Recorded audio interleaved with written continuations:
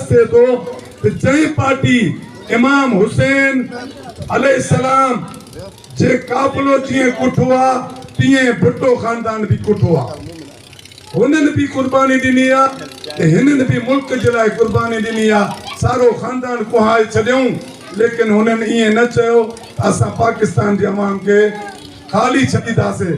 सो ही माण्हू भले अबोज हुजनि, भले गरीब हुजनि, भले हिननि के कपिड़ो पाइण जे लाइ घटि हुजे, पर हिननि खे एतिरी ख़बर आहे त तीर जो निशान किथे आहे। मूंखे यकीन आहे रेड़ी गोड जी मां हुजे, भेण हुजे, पोड़ो हुजे, नौजवान हुजे, वो बिलावल जो साथी आहे। इंशाअल्लाह बिलावल भी तव्हांजो साथी आहे।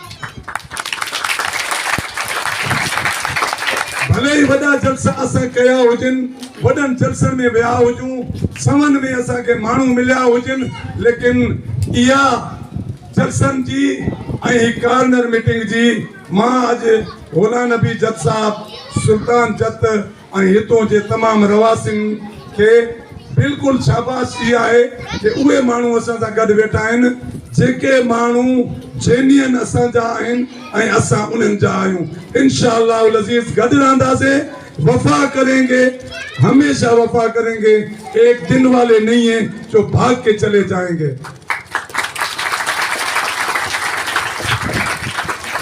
मां तव्हांखे पंहिंजी तारीफ़ त कोन थो ॿुधाए सघां, छो जो मुंहिंजे हितूं जा मारूड़ा असांखे चङी तरह सुञाणींदा आहिनि।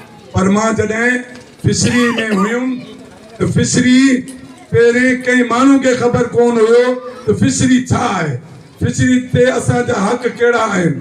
जॾहिं निसार मोरई चेयरमैन थियो उन वक़्तु असांखे कुझु इज़त मिली ऐं उन वक़्तु मां डायरेक्टर थियुमि, एडवाइज़र थियुमि। त उहो वक़्तु तव्हांखे यादि हूंदो, असां उन वक़्तु